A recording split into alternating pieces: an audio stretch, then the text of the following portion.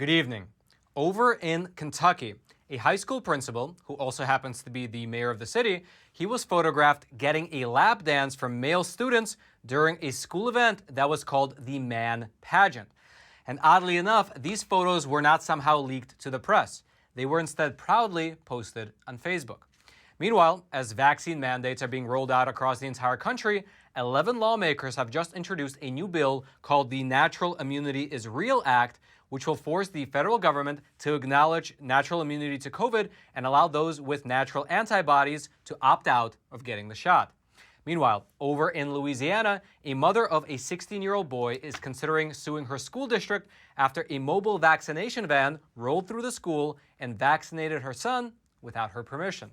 And then lastly, as record numbers of illegal immigrants are crossing into the U.S. via the southern border, the Biden administration's Secretary of Homeland Security, he just issued a new memo. And this new memo, it directs ICE agents across the entire country to not arrest illegal aliens in multiple locations that he refers to as protected areas. Let's go through it all together.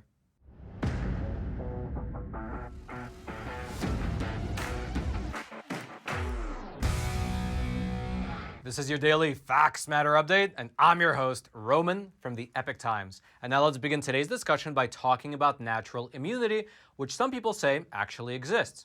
In fact, last week, a group of 11 lawmakers introduced a new piece of legislation to the House called the Natural Immunity is Real Act.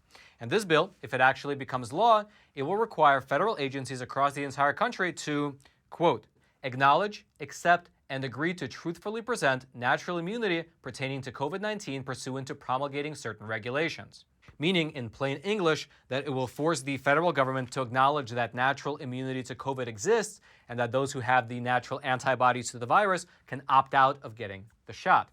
Now, to give you some background on this new piece of legislation, over the past, let's say, year or so, there have been multiple studies which indicate that natural immunity for COVID, meaning that a person had the infection and then recovered, is either as strong or perhaps even stronger than the protection that's offered by the vaccines.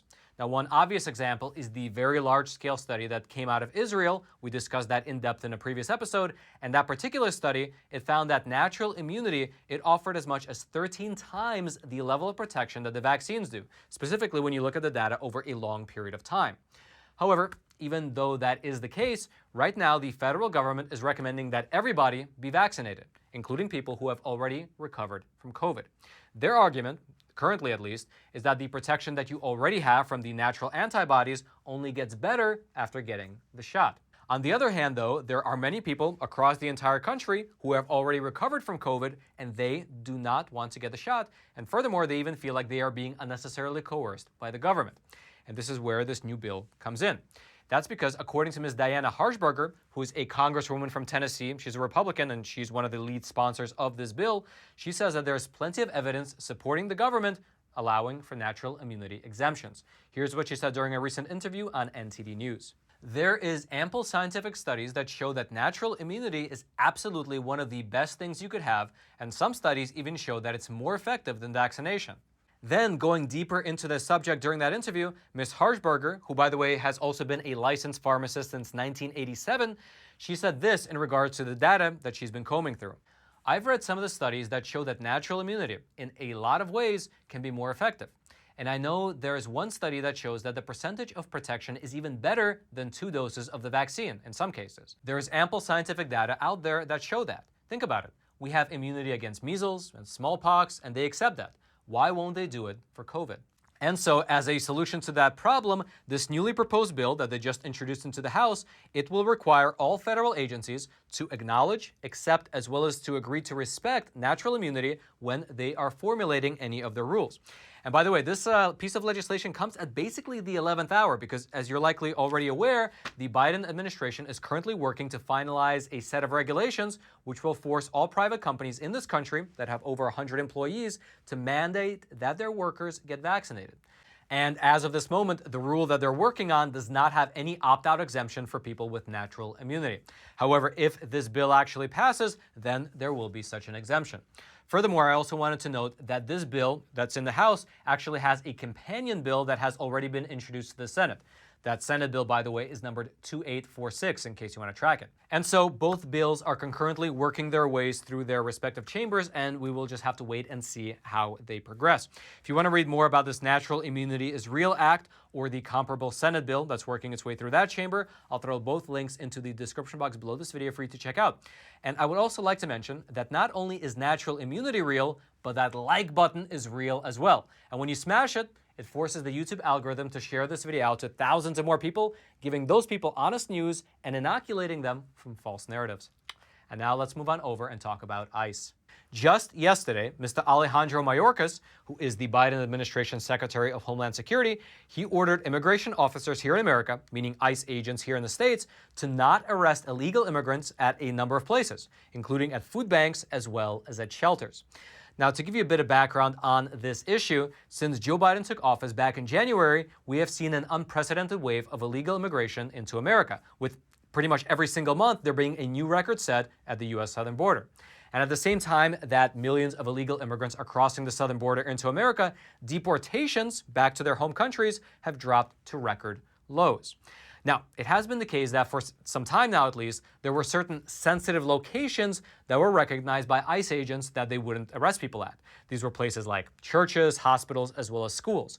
And so generally, ICE would not conduct raids in those places. However, as we just mentioned a moment ago, the Department of Homeland Security just issued a new memo just yesterday, which added a host of new protected areas. That's what they're being referred to in the memo, where ICE can no longer operate, including at homeless shelters, as well as anywhere that disaster or emergency relief is being provided, as well as places where children gather, like playgrounds, childcare centers, or school bus stops. Here's how the Secretary of Homeland Security explained his rationale. When we conduct an enforcement action, whether it is an arrest, search, service of a subpoena, or other action, we need to consider many factors, including the location in which we are conducting the action and its impact on other people and broader societal interests. For example, if we take an action at an emergency shelter, it is possible that non-citizens, including children, will be hesitant to visit the shelter and receive needed food and water, urgent medical attention, or other humanitarian care. Now, although this new rule sounds relatively humanitarian, critics of it are questioning whether the agency has taken into account the effect that this new rule will have on places like emergency shelters. Because, for instance, if their thinking is that they want to encourage more children to use emergency shelters, and so they make those shelters effectively sanctuaries, well, then very likely what might happen is that criminals who are being chased by ICE, they will begin to hang out at those places, since they know that they cannot get arrested there. And over time, more and more criminals might go there to hang out. Although whether or not that will actually happen, I guess only time will tell. Regardless, if you have been following the recent developments in regards to the Department of Homeland Security over the past year or so, then you know that this expansion of what they're calling protected areas actually comes on the heels of other similar rules that they have been implementing over the past year, such as limiting which illegal immigrants can actually be pursued by officers, as well as narrowing or sometimes outright blocking enforcement actions around, let's say, courthouses as well as around businesses. And it's these types of actions which have critics saying that the Department of Homeland Security leadership is essentially kneecapping their agency and not letting their ICE agents do their job. For instance, here's what Dan Stein, who is the president of the Federation for American Immigration Reform, here's what he said in a statement. The agency still exists, but it has been stripped of all of its functions with regard to the enforcement of immigration laws. Nearly all illegal aliens are already off limits to enforcement due to a September 30th memo, and as a result of Mayorkas has expanded a non-exhaustive list of protected areas where ICE agents are permitted to do their work, the Secretary has essentially nullified an entire body of constitutionally enacted laws. Likewise, according to our reporter, who is currently down at the southern border, it's exactly policies like this, as well as the flood of illegal aliens crossing into this country, that has the morale of Border Patrol agents at an all-time low. And furthermore, according to the former acting director of ICE, Mr. Tom Homan, who served under President Trump, he suggested that what is happening is not an accident, but rather, he says that it's being done by design. Here's what he said during an interview on Fox News just 2 days ago. The Trump administration had illegal immigration down 81%, the most secure border in my entire career of 35 years, most secure border in my lifetime. And we have a president that came in, within days, unsecured the border, and we got a Secretary of Homeland Security that's helping him do that. It's unbelievable what they have done. He intentionally unsecured the border. Furthermore, during that same interview, when they were discussing the recent footage that came out showing the caravan of migrants overwhelming the Mexican security forces, Mr. Homan said this: "If you look at the video, the Mexican government is assisting these caravans to get to the U.S. border. Under President Trump, Mexican government had military on the southern border, military on the northern border. They helped to secure the border.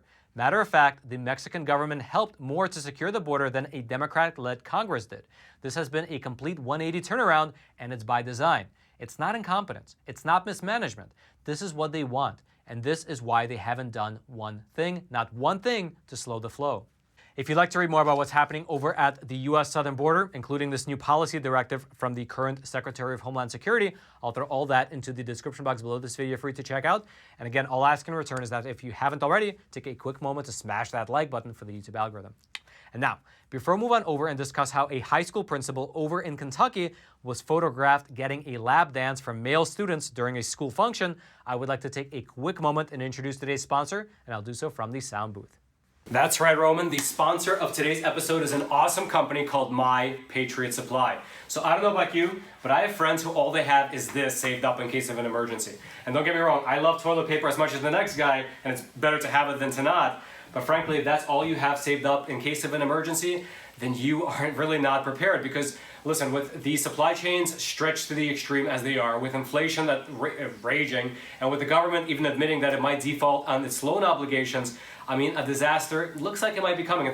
In my opinion, it's a question of when, not if.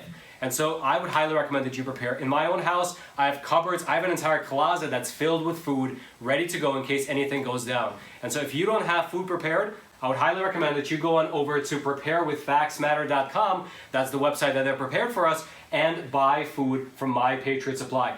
They have sold food to millions of Americans, and right now you can save $100 off of their 3-month emergency food kit, which gives you a plentiful supply of breakfast, lunches, dinners, drinks, and snacks for a 3-month period per person. Again, this is something that you absolutely need. And when you head on over to their website, you'll see they don't only sell food, they sell pretty much everything you need to survive a disaster. Air and water purifiers, survival gear, camping gear, pretty much everything you need. So as they say, don't be caught standing in a government food line when the disaster hits. Go on over to preparewithfactsmatter.com and save $100 off that 3-month food kit. They're gonna send it to your door quickly and discreetly. Now, Roman in the studio, back to you. And now let's move on over to Kentucky. Do you remember back in the day when high school was about learning math, science, English, and maybe a little bit of history, and then occasionally you would have some kind of a talent show where people would sing and dance? Well, technically, you still have that. However, since right now it's the year 2021, things have gotten a little weird. How weird? Well, the mayor of Hazard, Kentucky, who also happens to be the principal of the Hazard High School, he was photographed receiving a lap dance from a scantily clad male high school student during something that the school called a man pageant at the school's assembly. Let me just repeat that. At something called the man pageant at the Hazard High School assembly, the principal of the school, who also happens to be the mayor of the whole city, he was photographed getting a lap dance from a nearly naked high school boy. And you want to know the kicker? These photographs, they were not uncovered in some sort of secret investigation. Instead, the school themselves shared those photos on their Facebook page, almost as if they didn't think anything was weird about them. And when you look at the photos themselves, well, it wasn't only the principal that was getting this type of treatment, but other staff members in the school were likewise getting some type of lap dance from these male students. Now, to give you a bit of context for what was exactly happening there, this was actually part of the school's homecoming week. And according to a schedule of the homecoming activities that they posted over on Facebook, they had both a costume day as well as a man pageant that was scheduled for Tuesday. And so in that auditorium, you had female students who had on Hooters uniforms, and they were walking around with mugs that looked like they were filled with beer, while on the other hand, you had those boys who were dancing on teachers' laps while wearing women's lingerie.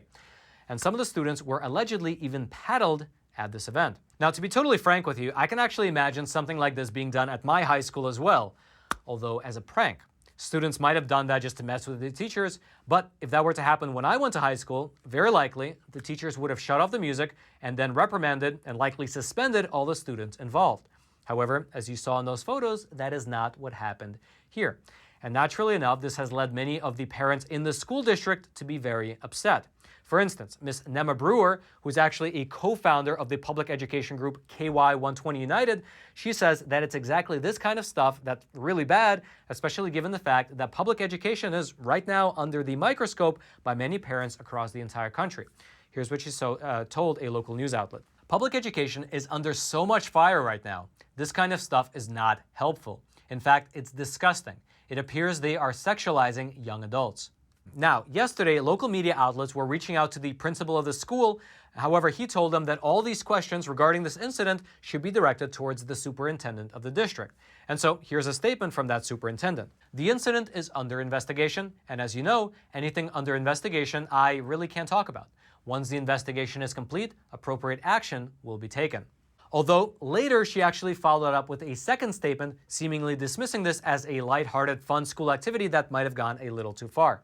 Here's what she said. We strive to foster creativity in our students, but unfortunately, this time it was carried too far. In today's society, students must understand that anything posted online is permanent. We have a dress code that is to be followed at all times.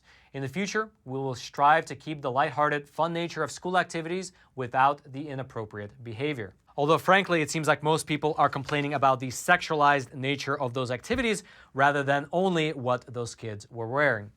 Regardless, if you'd like to read more about what happened over at this Kentucky high school, I'll throw a link into the description box to an article where you can read more. However, I'd also like to note that the concerns that parents across the country are raising, that their kids are getting more and more exposed to sexualized environments, sexualized content, and sexualized curriculum, well, that seems to be substantiated by more and more examples every single day. For instance, besides this example over in Kentucky, over in Broward County, Florida, just yesterday, it was announced that an elementary school class took a field trip to a gay bar. Let me just repeat that. An elementary school class over in Broward County, they were taken to a local gay bar on a school field trip. In fact, one of the school board members, she was a chaperone on this trip, and here's what she wrote about it in a post on Twitter. I was so honored to be invited to chaperone. The students and I had a fun walk over, and I learned a lot about our community. She also mentioned that this was actually an annual trip for children that's hosted by a local gay bar called Rosie's. Now, the photos of the event that she shared shows about 18 school children who all appear to be under the age of 10 wearing masks as well as matching t-shirts outside of Rosie's. And if you'd like to know more about this particular bar, well, here are some of the menu items. Naked Sweaty Lovin', Beat Your Brains Out, Rode a Cowboy, I Want a Hooker, and Young Ranch Hand. Now, I don't know about you, but I personally was only taken to the zoo as well as to museums when I was in elementary school. I guess that's a bit old-fashioned now. Regardless, neither the school district nor the school board member who shared those photos on Twitter, neither of them got back to a request for comment. Regardless, though, if you'd like to read more about this school field trip over in Broward County, as well as those photos, all that will be in the description box below this video for you to check out. And again, all I ask in return is that you take a quick moment to smash that like button for the YouTube algorithm. Now, since we're on the topic of schools, let's move on over to Louisiana, where a mother of a 16-year-old boy is threatening to sue his high school because she claims that her son was vaccinated for COVID while he was at school without her consent. Let me just repeat that. This mother is threatening to sue the school district because her 16-year-old son was given the shot without her permission. What happened, according to this mother, is that a mobile vaccination clinic, meaning one of those mobile vans, it visited the son's high school during the day, and while they were there, they allowed her son, who is again 16 years old, to sign the consent form and receive the COVID vaccine. And this is, by the way, despite the fact that the Louisiana Department of Health, it requires a parent's signature for anyone under the age of 18 to be vaccinated. Here's in fact how the mother's lawyer described what happened during an interview with the Daily Caller. A mobile vaccine unit was on campus at East Jefferson High School in Kenner, Louisiana on October the 20th, 2021. A nurse with Ochsner, presumably knowing my client to be below the age of consent, gave him a form to sign that would normally be signed by a parent or guardian and instructed him to sign his name, print, and date. Furthermore, she added that the son, who is again a 16-year-old boy, was not even clear on what was exactly going on. Here's what she said. The son was under the impression that he was just signing up to get the shot at a later date, but was told that they were giving shots right then and there. Being 16, he felt pressure and took the shot. She further said that after her son received the Pfizer vaccine, he complained of a sore arm and feeling a little fatigued, although she added that her real concern has to do with the possible long-term side effects. In fact, here's a statement from the mother's lawyer on that front. Jennifer, meaning the mother, is not necessarily against vaccines, but she wanted to discuss this with her child first, and she wanted to do more homework and research on the possible side effects and whether the adverse health effects of the vaccine were worth the risk as opposed to her child contracting COVID without a vaccine and obtaining natural immunity. Hey there, actually, since this event came to light, the chief medical officer for the Ochsner Health System, which is the health system that was running those vaccination vans, they actually released a statement saying essentially that what happened was a mistake. Here's the statement from the chief medical officer, quote, "While we firmly believe in vaccinating adolescents to keep them safe from COVID-19, this should be done only with parental consent. Our team has been notified that a student was vaccinated without proper parental consent at a school vaccination event on October the 20th, 2021. We have procedures in place to ensure that all policies are followed. However, in this instance, it did not occur." He then further added that they will be revising their program of in-school vaccinations to ensure that this type of thing never happens again, although he did not exactly provide any details about what specifics of the program they will be revising. Roman in the studio, back to you. If you'd like to read more about this happening over in Louisiana, I'll throw the link to that. It'll be in the description box below this video for you to check out. And now lastly, if you haven't already, smash that like button for the YouTube algorithm. Subscribe to this YouTube channel if you haven't already in order to get this type of honest news content delivered directly into your YouTube feed while YouTube still allows it. Also, hit that notification bell so you can actually be notified of any new videos as we release them. And lastly, if you have an Instagram account, consider following me at Epoch Times Roman. I publish behind-the-scenes research as well as spicy memes. And then until next time, I'm your host, Roman from the Epoch Times. Stay informed and stay free.